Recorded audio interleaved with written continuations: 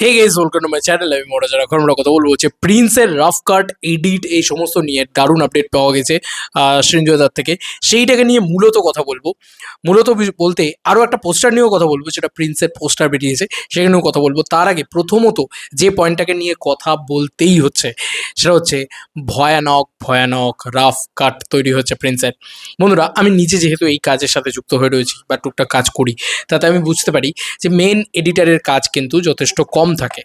আগে যে sub editor আছে বা অ্যাসোসিয়েট এডিটার আছে বা যেভাবেই তুমি বলো, সেই এডিটার আগে রাফ কাট তৈরি করে যে কোনো একটা প্রজেক্টের, যে কোনো প্রজেক্ট, সে সিনেমা হোক, ওয়েব সিরিজ হোক, ইয়ে হোক, তোমার মিউজিক ভিডিও হোক, হোয়াট এভার ইট ইজ। তো প্রিন্সের যেটা হচ্ছে, শুটিং যখনই হচ্ছে, শুটিংয়ের একটা মানে একটা মনিটর হয়, সেটা Rec. 709 হয়। তো ডিরেক্ট Rec. 709-এ ডিরেক্টর দেখতে পায় যে কালার করলে কেমন লাগবে দেখতে ফ্রেমটা, ঠিক আছে, একটা একটা কাছাকাছি দেখতে পায়। এবার সঙ্গে সঙ্গে যা ফুটেজ দিনের দিন শ্যুট হলো, সেটা পুরোটা চলে যাচ্ছে এডিটিং প্যানেলে।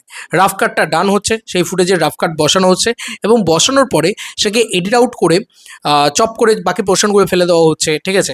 এবার কালার বসানো হচ্ছে তার উপরে ধরো কিছু, আর সব থেকে বড় কথা, সিং সাউন্ডে শ্যুট করা হচ্ছে। সিং সাউন্ড বিষয়টা খুব এক্সপেন্সিভ একটা জিনিস এখন অবধি বাংলার বাজারে। এখানে একটা ছবিতে টেক্কাতে সিং সাউন্ড হয়েছিল। সিং সাউন্ড কিন্তু খুব ডিফিকাল্ট জিনিস।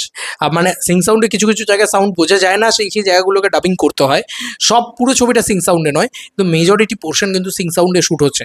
সিং সাউন্ডে শ্যুট হওয়ার সুবিধাটা হচ্ছে যে তোমাকে আলাদা করে আবার ডাবিং প্যানেলে গিয়ে পুরো ব্যাপারটাকে দেখে তারপরে তোমাকে ফিল নিতে হবে না। এবার যখন রাফ কাট রেডি হয়ে যায়, তখন নাকি ফাইনাল কাট করতে অনেক সুবিধা হয়। কারণ দেখো, যে ফাইনাল কাট করবে সে প্রচণ্ড ট্যালেন্টেড। সে বসে শুধু কাট করবে নয়, সে আরও অনেক কিছু ঢোকাবে সিনেমার ভিতরে। জাস্ট টপিংস দেবে। ধরো বেসটা তৈরি হয়ে গেছে পিৎজার, এবার টপিংস দেবে জাস্ট। তো ওই বেস কাটটা কিন্তু অলরেডি তৈরি হয়ে যাচ্ছে, রেগুলার, এবং সেটা দেখা হচ্ছে, এবং সেটা শাকিব খান দেখছেন, প্রডিউসার দেখছে, বাদবাকি সবাই দেখছে। দেন সেখান থেকে যদি কিছু বাদ যায়, তো সেটাকে কাঁচি করে দেওয়া হচ্ছে, দেন তারপরে আবার নতুন করে শ্যুট করা হচ্ছে। এই হচ্ছে প্রসেস। তো এভাবে যদি প্রথম দিন থেকে ডে ওয়ান থেকে শুটিং হয়, তাহলে তুমি ভাবো, এভাবে কিন্তু মানে তুফানেরও কাজ হয়েছিল।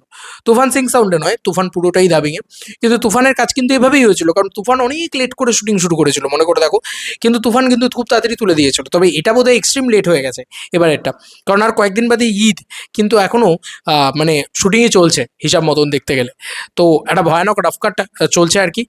মানে এডিটও চলছে, মানে সাইমাল্টেনিয়াসলি দুটো কাজ চলছে। এদিকে একটা বড় টিম তারা কাজ করছে এডিট প্যানেলে, এখানে বসেই তারা এডিটের কাজ চলছে। এবং আমাদের এখানে খুব ভালো ভালো টেকনিশিয়ান স্টুডিও রয়েছে, খুব ভালো স্টুডিও রয়েছে, যেরকম ধরো এডিট এফেক্টস, খুব ভালো কাজ হয় সেখানে। তো সেই সমস্ত ব্যবস্থা, ওই জন্য বললাম না, ইন্ডিয়াতে শুটিং করা অনেক সুবিধা। কারণ এখানে সমস্ত রকম প্রযুক্তি রয়েছে। এখানকার NT1 স্টুডিও, ভারতলক্ষ্মী বা সব মানে ভর্তি, মানে কোনো অসুবিধা নেই, স্টুডিওর অভাব নেই, ইয়ের অভাব নেই, এডিটারের অভাব নেই, কিচ্ছু অভাব নেই, মানে ঢেলে ঢেলে রয়েছে। তো চলো, কত নেবে নাও। আর পয়সাটা বিনিয়োগ করছে মূলত, এটা হচ্ছে বিষয়, মূল পয়েন্ট। পয়সা বিনিয়োগ করছে বলেই এত সুন্দর করে জিনিসপত্র দাঁড়াচ্ছে। আরও যেটাকে নিয়ে কথা বলবো, সেটা হচ্ছে যে এটা তাহলে খুব সুন্দর একটা বিষয় যে অলরেডি সিং সাউন্ডে শ্যুট হচ্ছে, এটা শুনে আমার খুব ভালো লাগলো। এবং আরও একটা জিনিস আমার খুব ভালো লাগলো, সেটা হচ্ছে যে মানে যখন শুটিং হচ্ছে, সেটাকে পরে এডিট করবো বলে ফেলে না নাকি, সাইমেলটেনিয়াসলি এডিট হচ্ছে সাইডে।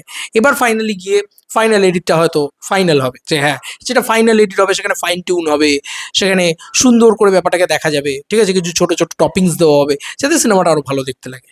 আচ্ছা, আর একটা পোস্টার নিয়ে কথা বলবো, যেটা আমি সোশ্যাল মিডিয়াতে দেখতে পেয়েছি। এটা একটা ফ্যানমেড পোস্টারই বলা চলে, কিন্তু এটা কি ছিল, মানে এটা সত্যি এক্সট্রিম লেভেলের ভালো পোস্টার। রীতিমতো সিনেবাজের পক্ষ থেকে আমি পোস্টারটা দেখেছি, মেগাস্টার শাকিব খানের প্রিন্স সিনেমার একটি ফ্যানমেড পোস্টার, যেটা সত্যি বলছি, মানে অফিসিয়াল পোস্টারের থেকেও মানে অফিসিয়াল পোস্টারের বাপ লেভেলে। সিরিয়াসলি দারুণ লাগছে, দুর্দান্ত লাগছে, এটা নিয়ে কোনো সন্দেহই নেই। তো একে তো ওই শাকিব খানের ওই বন্দুক কীভাবে চালায়, ওই যে জিনিসপত্র কীভাবে করে, এটা দেখার জন্য আমিও মুখিয়ে বসে আছি। আর এরকম একটা গাড়ির ভিতরে বসে আছে, সর্বোপরি লুক এত সুন্দরভাবে, আমি জানি না AI দিয়ে হলেও শাকিব খানের লুকটা খুব ইজিলি মানে এআইও নিয়ে নেয়, এআইও দিয়ে দেয়। মানে আমি নিজেও লক্ষ্য করে দেখেছি, শাকিব খানের ফেস ম্যাচ খুব শীঘ্রই হয়ে যায় আর কি, AI থ্রো আউট আর কি বলা চলে। গাড়ির ভিতরে বসে আছেন মেগাস্টার, ফুল ব্ল্যাক কস্টিউম, ফুল একটা ব্ল্যাক ভাইবস। তো এটা একটা বিষয়। এবার কালা জাহাঙ্গীরের জীবন নিয়ে সত্যিই যদি হয়, বা কালা জাহাঙ্গীরের জীবনের যদি কোনো ইন্সপিরেশনও থাকে, আমরা কিন্তু বুঝতে পারবো না ভাই, এটা হচ্ছে সত্যি কথা। কারণ আমি তো কালা জাহাঙ্গীরের গল্প জানি না, কিন্তু মজা তো হবে ভাই, full to gangster drama. Full to মস্তি আর কি যাকে বলে। এবং এই পোস্টারটাও চরম লাগছে, মানে চিন্তা করো যেখানে অফিসিয়াল পোস্টার আসছে না, তাই এত ঘ্যামা ঘ্যামা কি বলবো এগুলোকে ফ্যানমেড পোস্টার দিয়ে ভরিয়ে দেওয়া হয়েছে। মানে হল মালিকরা এগুলোকে ছাপিয়ে এখন রেখে দিতে পারে, কারণ বাংলাদেশে তো উৎসবের একটাই নাম মেগাস্টার শাকিব খান। তোমাদের আর কি মতামত এন্টার ভিডিওটাকে নিয়ে জানিও কমেন্ট সেকশনে। চলো বন্ধুরা, নতুন কোনো ভিডিওতে দেখা হবে, বাই।